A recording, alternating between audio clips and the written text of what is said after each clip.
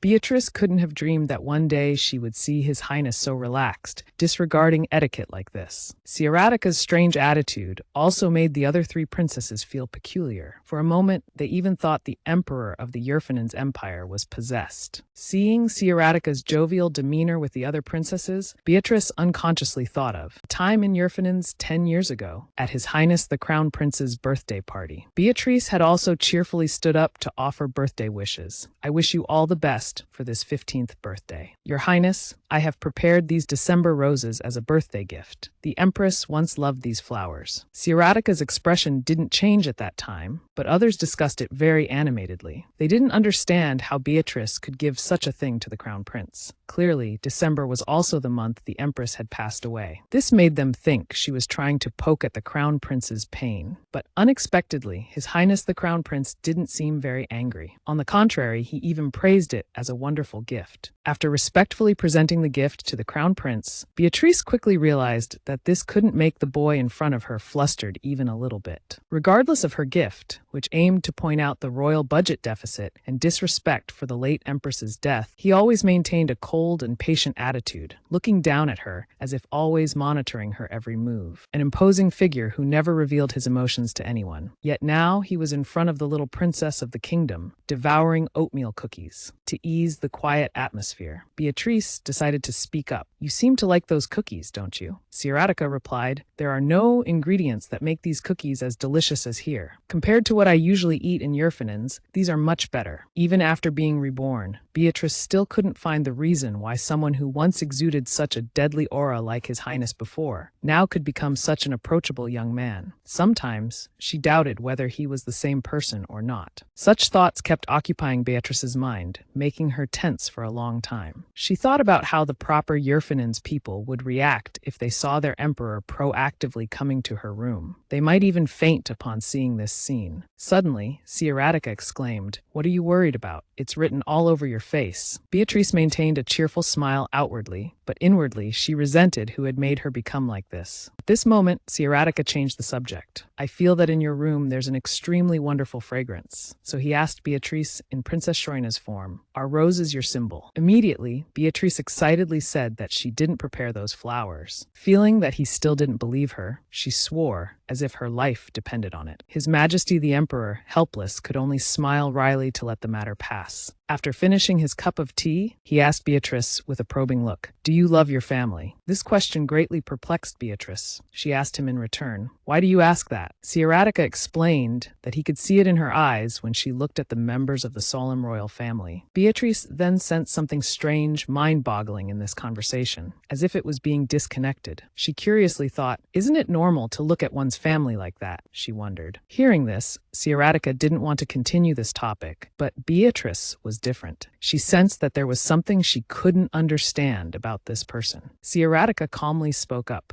"If we were to become a family, would you look at me like that?" Faced with this somewhat unrealistic statement, Beatrice just smiled and waved her hand, saying, "Not at all, Your Majesty. I don't think that's possible at all. You and I as a family." "No way." Suddenly, Sierratica chuckled. "Never, huh? That sounds harsh." Right after that, his eyes suddenly became profound. "Princess, in the past, I had someone I couldn't erase or forget their image. It's as if that name is etched deep within me." Hearing this, Beatrice seemed to understand what he was implying in front of this unfamiliar princess. Sierratica didn't hesitate to express that for a long time. That girl was a large part of his life. From her likes to her way of speaking, even her expressions or gait, he understood everything inside and out. Hearing these words from His Highness the Crown Prince himself stirred up a fear in Beatrice's heart. For her, she was in a similar situation as Sierratica. She knew him well, from his footsteps to his silhouette. Somehow, as if by fate, Sierratica was able to tell Beatrice, in Princess Schroina's form, that she and that person were completely different, but she reminded him of her. The following words made Beatrice feel as if she had died once again. His Majesty the Emperor said, "I have a feeling as if she has lived and returned." Princess Schroina Flora Solemn. "Do you believe in the existence of souls?" Sierratica's question made Beatrice's heartbeat accelerate. Even she couldn't accept the truth that she had come back to life in someone else's body, so who could believe it? Beatrice was trying to convince herself that Sierratica certainly wouldn't know who she was, and if he did, she would just deny it. The female protagonist tried to appear calm to converse with the person in front of her. "I'm not sure. I don't think so. Do you believe in soul illusions, Your Majesty?" Seeing that the Crown Prince didn't say anything, just looking straight into Beatrice's eyes, he then called out Schroina's name. Just that name-calling was enough to make Beatrice in Schroina's form cautious. From His Highness's own mouth, he said to her, "Your face looks very much like a baby's bottom." This bizarre statement stunned Beatrice momentarily, unable to react further. A second later, she regained control of her brain. Standing up abruptly, she shouted, "What are you saying? Did you just say I look like a bottom?" Sierratica nodded, confirming, "Precisely, a baby's bottom." Beatrice couldn't have dreamed that she, in Sierratica's eyes, would be like a baby's bottom. Seeing the other's unpleasant expression, Sierratica thought she didn't like being compared to a baby's bottom, so he quickly corrected himself. "You're like a ripe, juicy peach. You're soft, gentle, and delicate like a peach, untouched by war, politics, or conspiracies. Only love exists in a perfect melody." That other girl had a completely opposite life. Speaking of that other girl, Sierratica's eyes became sorrowful. The Crown Prince was an extremely cautious person. From the first time he met Princess Schroina, a very familiar feeling made him pay attention to her. Thousands of questions invaded his mind. Until now, sitting face to face with Schroina, Sierratica unconsciously asked, "Do I see her in you again?" Before Beatrice had a chance to react, he continued speaking. "You asked if I believe in the existence of souls. The answer is no. I don't believe in such things, because I haven't seen any evidence for it." As he spoke, Sierratica moved closer to the little princess whose soul was Beatrice's. His Majesty reached out and lifted Beatrice's chin in a sensual manner. His body moved closer to hers, as if he wanted to place a kiss on her lips. At the moment, the atmosphere inside the room became heated. Outside the door, their previous actions had been seen by other members. They were very curious about what their sister and Emperor Yerfanins were talking about. At that moment, King Solom was accidentally pushed from behind by his daughter. In no time, all four people lost balance and burst through the door. Seeing her father and sisters suddenly appear in the room, Beatrice asked in confusion, "What were you all doing out there?" In this situation, only a confident smile was needed. King Solom took the initiative to explain. "We were just wondering what you and His Majesty were up to. We weren't eavesdropping or doing anything improper. You know that, right? Beatrice immediately understood these four were hiding behind the door just to eavesdrop. Tia Bell, brushing off her embarrassed expression, joined her sisters in teasing. They asked what His Majesty and their little sister had been doing so intimately in the room. The three sisters suggested that in such a big country, people usually flirt in a direct manner, so they shamelessly encouraged the two to kiss. The actions of the three made Beatrice feel extremely uncomfortable. She seemed to have become too accustomed to the behavior of people here. Nevertheless, Beatrice still felt grateful to them because thanks to them, she successfully changed the subject. Hearing the conversation between his daughters, King Solon became angry, suspecting that the two had done something improper inside this room. At that moment, the queen suddenly appeared with a displeased expression. "I've been looking for everyone for so long. What are you all doing here?" After saying that, the queen stared at her husband and gave an instruction. "It's time you behaved more maturely." Seeing her family in such a mess, Beatrice didn't know what else to do. Soon, the queen dragged the king away like a cricket. Before leaving, she didn't forget to remind her three remaining daughters. "You girls too. Don't disturb your sister and His Majesty while they're flirting. Respect her privacy." Understanding their mother's intention was to give space to the two lovebirds, the sisters cheerfully showed their support. They couldn't help but tease. "How about it, Shroina? Aren't you happy? Why are you still so properly dressed?" Witnessing the chaotic scene of the family, Solemn Sieratica sighed and said to Beatrice, "Your family is really special." Beatrice also replied, "They mean well. Please don't take it to heart. They just like to chatter and interfere in others' business." Sieratica smiled. "I know. I wouldn't be this calm if they didn't respect me." It seemed Sieratica understood the princess before him very well. He didn't hesitate to express what he knew about her. "They're so cheerful that they make you forget about time. I understand why someone as reserved as you likes them so much." Sensing these words weren't meant for Shroina, Beatrice carefully and skillfully avoided the topic. "I don't understand what you're saying at all. It's been a long day. I need to rest." The moment Beatrice was about to leave, His Majesty uttered words that made her freeze. "From the moment you stood before my mirror, I knew." The atmosphere became frighteningly silent. It became even more terrifying when Sieratica himself called the princess before him. Beatrice. The protagonist's heartbeat at this moment had reached its peak. She tried to grasp her skirt to calm herself down, but this action was exposed by Sieratica. He said, "You often lift your skirt like that when you're nervous, and all your dresses end up wrinkled as a result." As he spoke, Sieratica gently took Beatrice's hand, as if comforting her. Then he described her current state. "You're very anxious right now, aren't you?" Beatrice at this moment tried to convince herself not to turn around. Don't let that young man see her face. Although she was very confused, she still managed to utter an explanation. "It's just a habit. I'm not the person you're talking about. My name is Shroina Flora Solemn." Thinking that she was being cautious, Sieratica asked in a louder voice, "Are you afraid I'll harm you?" Before she could answer, he spoke on her behalf, assuring her, "You won't. Trust me, there's nothing to worry about." Beatrice couldn't say anything more at this point. She tried to open her mouth to salvage the situation, but couldn't manage to do so. Suddenly, His Highness the Crown Prince grasped her arm and frankly confessed, 5 years ago, and now too, you're the only one who makes me happy. Only you, Beatrice. With these words, it seemed like the words of a young man carrying a newly blossomed love, confessing to the girl he loved. Sieratica continuously held Beatrice's hand, recounting the past. "We were taught to understand every little detail about each other for 10 years. Of course, I would recognize you." Feeling those eyes bright as gems once again piercing into her, Beatrice understood that he wanted her to acknowledge her identity. Their battle had ended long ago. Crown Prince Sieratica might have forgotten the girl who once wanted to kill him. At this moment, Beatrice's mind was urging her to tell him that the girl he was looking for wasn't her. She seemed unable to do anything in this situation. At the moment, Beatrice thought she would deny Sieratica's words. From her mouth came a statement as firm as a nail driven into wood. "In these 5 years, you've become more thorough." These words were no different from acknowledging her identity as Beatrice Shella Marseille to Sieratica. Even after all these years, you still let him do things his own way. That acknowledgement also meant that Beatrice had given Sieratica and herself a chance to be together. After an emotional moment of recognition, Beatrice didn't forget to ask Sieratica, "How did you know I wasn't Princess Shroina Flora Solemn?" Sieratica replied, "I've already told you. From the moment you rushed out in front of my sword, your gaze was incredibly sharp, a a princess, especially the youngest daughter, could never have such eyes. Hearing this, Beatrice was a bit skeptical. She didn't think the crown prince could recognize her just from such a small gesture. Sieratica continued, "It was a combination of things that made me certain you were the Beatrice I knew. The way a person walks, talks, can't change overnight. But I still think it was due to my keen senses." After explaining, Sieratica's lips moved as if he wanted to say something very important. Facing Beatrice, he frankly confessed, "I don't know about you, but I've always missed you." This statement made Beatrice unable to believe her ears. She thought the crown prince must have hit his head during battle to say such things. She showed concern and asked, "Are you all right? Don't you remember what we are to each other?" Beatrice, without hesitation, pointed out the current situation between them. "We are mortal enemies. We live with the purpose of killing each other." Sieratica showed empathy when he heard Beatrice speak like that. "I understand why you react this way, but I've always told the truth. I really did miss you, as I said." He then reached out and gently touched Beatrice's shoulder. This action made her recall the image of herself before death. At that time, the crown prince had also said goodbye, but now he was welcoming her upon knowing she had returned. The warm voice of this young man reminded her of the last words he said to her, "Which you have compensated for my loneliness." Thinking back to the scene just now, where Sieratica confessed he missed her, Beatrice didn't know why, but she felt extremely happy. Suddenly, he held her again and seriously expressed his intention. "Beatrice, we still have an unresolved issue." Hearing this, she wondered what issue he meant. Suddenly, he uttered 5 words, "Our marriage." Then, without waiting for her reaction, he took her hand and sincerely expressed, "Will you become my empress?" Unlike His Highness's excited attitude, Beatrice felt everything had become insane. "What are you doing, Your Majesty?" he replied without any shyness. "I'm proposing to you. You know, I'm willing to do anything to get what I want." At this point, Beatrice realized the young man before her was officially proposing. She couldn't let this happen. The female lead tried to offer Sieratica other choices, like Tirana, Irene, or even Tiabel, but Sieratica absolutely refused to compromise. He said he was only interested in her alone. Then he revealed that she was the reason he had added the clause. Beatrice found this hard to believe. "You did all this because of me." The emperor nodded without hesitation. "That's right, it's for you." Beatrice spoke, not waiting for the other to refuse. Sieratica seized the opportunity to kiss the back of her hand. Seeing the young man before her still stubbornly wanting to pursue her, she could only exclaim in agitation, "Are you mad, Your Majesty? We've always struggled to kill each other. We are enemies. How can enemies marry each other?" Faced with this questioning, Sieratica calmly replied, "Why not?" Then he looked straight into her eyes and seriously said, "Do you still want to see me as an enemy? Do you plan to kill me with that small, weak body of yours? You're Cinderella now. You're not even from Marcian anymore. Nothing can come between us. We don't need to kill each other anymore." Sieratica tried to persuade Beatrice with the reasons he presented, but she remained firm in her heart. "We have many problems. The most important thing we don't have is love." She found it utterly ridiculous to go from enemies to lovers and then marry. He continued to call her Beatrice Shelley Marcian, but she vehemently objected. "Don't call me by that name." Seeing this, Sieratica corrected himself and called her princess. Then he put on a pitiful face and asked her, "Don't you like me?" Beatrice instinctively replied, "No," although after saying it, she still didn't understand why she had said so. Hearing this, he nodded. "That's fine then. Let go of the past and think about how you feel about me, instead of as an enemy. Now I could be a man, a husband, for instance." She felt it was completely unrealistic, hearing His Highness the Crown Prince say these words. After regaining her composure, she spoke calmly, "Your Majesty, please step outside for a moment." As she spoke, she decisively pushed his large body out of the room. The sudden action caught him off guard, unable to react. After a while, seeing she had no intention of giving him a chance to continue the conversation, he could only smile bitterly, but he didn't give up. He stood outside the door, calling Princess affectionately. This made Beatrice's heart feel like it would jump out of her chest. To calm the situation, she could only shout loudly, "I'll pretend I didn't hear that proposal, so please leave." Those cold words didn't shake his heart. He still insisted, "I won't give up easily. I don't want to lose you again, so be ready to return my love." She could feel herself becoming confused, and the cause of this confusion came from that crown prince's words. Although she had been reborn, frankly admitting her identity to him, she still, at this moment, didn't understand her own feelings. Her life had only been tied to her mission, born with the duty to lead the nobility. She had always been familiar with their ambitions, meaning when it came to romantic relationships, she was completely inexperienced and clueless. Hearing His Highness intentionally reminding her to prepare, A hint of indescribable anticipation arose in her heart. Outside the door, guessing Beatrice wouldn't open it soon, he decided to seek advice from the other princesses, believing they would be willing to help.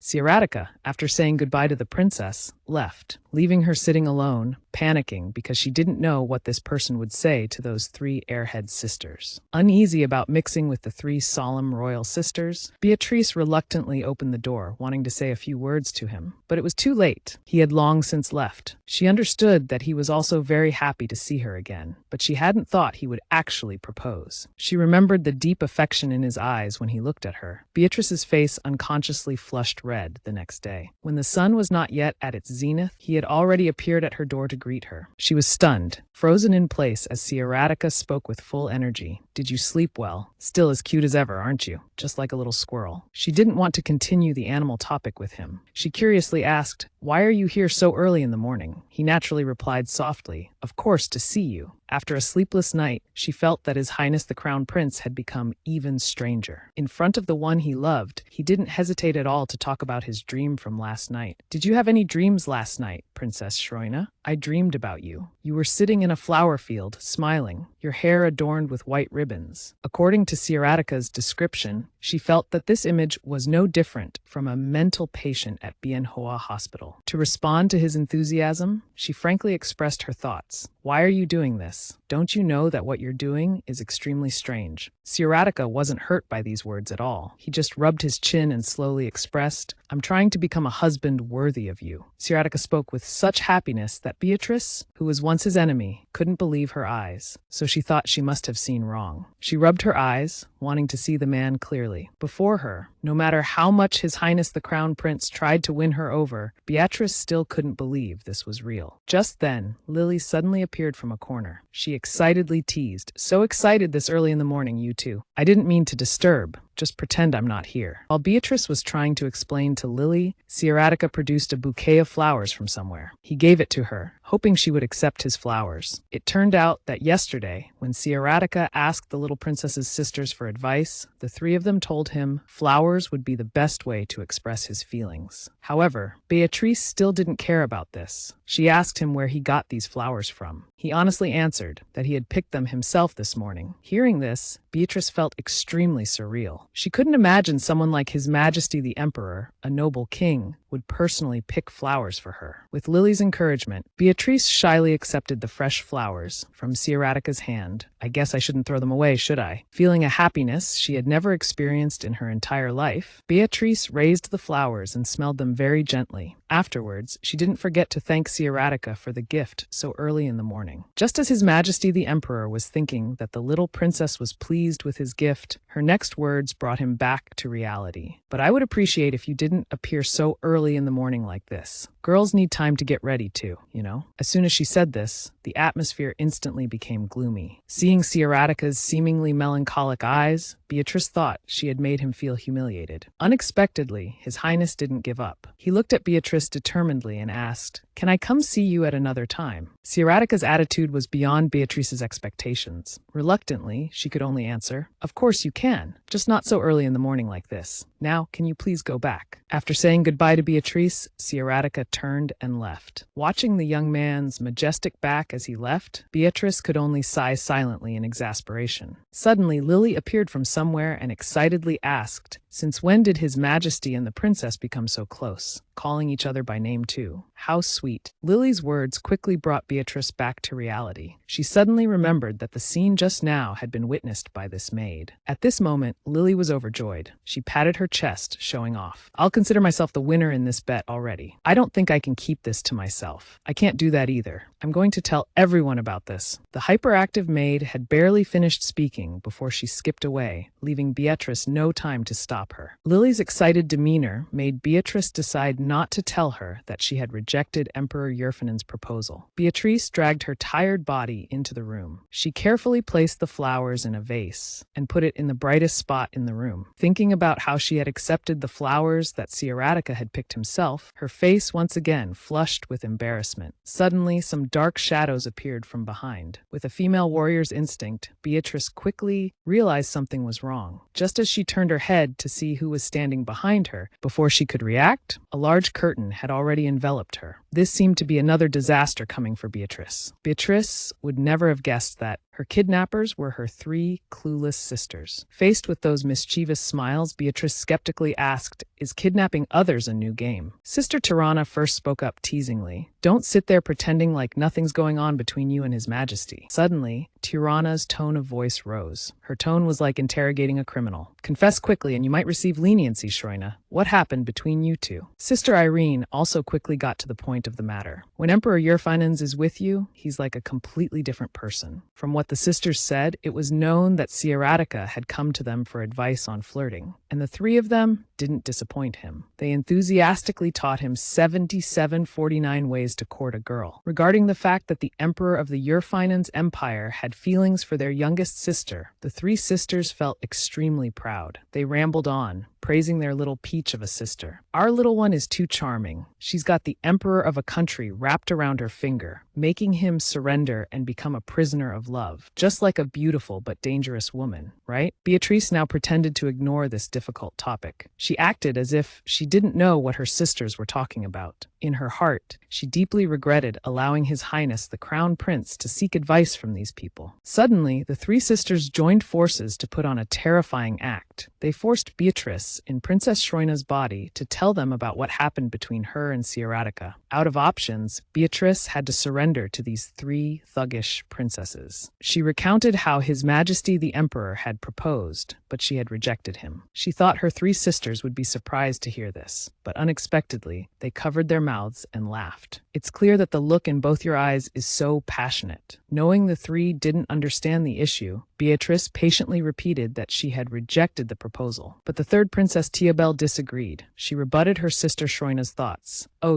we know exactly how you feel." Faced with Beatrice's doubt, the excited sister expressed, "Playing hard to get, right? Making him crave you. Oh, you cunning little girl. Where did you learn that from?" "Good idea. It's no fun if it's too easy. You have to play push and pull a bit." At this moment, Beatrice went from disappointed to utterly desperate, as her three sisters truly didn't understand the meaning behind her words. They just thought she was playing cat and mouse with Emperor Yerfinans. Suddenly, Tiabel moved close to Beatrice and whispered, "Here's a bit of gossip I've heard. Throughout the 5 years that His Majesty the Emperor has ruled the Empire, no one has seen him attached to any woman. His Majesty must have worked very strictly to build up the general situation of the Empire." Princess Irene, listening on the side, expressed surprise. "Are you serious? If I had that face, I'd be meeting a lot of men every month." Tiabel clenched her fist boldly and said, "Thanks to such efforts, he has gained power. Everyone wants to be the Empress." Tirana also nodded along and spoke from another perspective. "To be able to stay away from the kingdom for so long, it's only possible because of the orders he has set." Tiabel shared her observation about Emperor Sieratica. "He's so different from the rumors that he's a bloodthirsty warmonger. He's very considerate, even with topics unrelated to him, and he's very kind to the people. He even smiled at a little girl who came to give him flowers. Contrary to his cold appearance, he seems very kind-hearted." Irene also revealed that Sieratica even laughed loudly when she pushed him into the water. After hearing her sisters talk about Sieratica, Beatrice realized that everyone was focusing all their attention on this young man. Feeling somewhat conflicted inside, she decided to ask her three sisters, "If he's so great, why don't you pursue him?" Seeing the three shocked by her question, she stammered an explanation that she was just a bit curious, since at first, all of them seemed interested in His Majesty. The three sisters unexpectedly stared at each other. Right after, they smiled as if they had struck gold. Their attitude made Beatrice a bit confused. Tirana excitedly hugged her little sister, cheering, "Oh, Shroina, Shroina, my little sister, you adorable thing, so you were worried about that." Beatrice reluctantly said she was just curious, not worried. But that explanation didn't convince the girls present there. "We know you're shy, but why won't you admit the feelings His Majesty has for you?" They each chimed in, until they uttered a sentence. "It's always been you, Shroina." The three sisters revealed that from their first meeting, His Majesty couldn't take his eyes off their little sister for a moment. They were very excited to have an emperor of such a vast territory, but at the same time were worried, not knowing what kind of person he was. The three couldn't entrust their little sister to a tyrant who was just good-looking. But after some time, their conclusions were all the same. They all had a very good impression of His Majesty. Beatrice was suddenly attacked with hugs from her three sisters at once. making her unable to digest what they had said. Before that, the words the three princesses said to Beatrice today would greatly influence her later on. Even though she tried to go for a walk to clear her mind, but in her mind, she kept remembering the words her three sisters had said earlier. It's always been you, Shroina. This sentence troubled her for a long time. No matter how hard she thought, she couldn't understand why His Highness the Crown Prince proposed to her when he had no feelings for her. Suddenly, a very familiar voice rang in her ear. This person whispered a question. What about you, Beatrice? When the protagonist regained her composure, she realized there was no one beside her. While confused about the voice she just heard, suddenly she saw Sieratica approaching her from afar. After greeting her, he said he was looking for her. He held a basket of peaches and explained, I heard you like peaches, so I brought these for you. Beatrice asked, did you pick these yourself? He honestly replied that Tirana had helped him. She then remembered he was allergic to peaches. Hearing him say he felt a bit itchy, she quickly took the basket from his hands. Then she looked at him firmly, wanting to tell him not to bring these things anymore.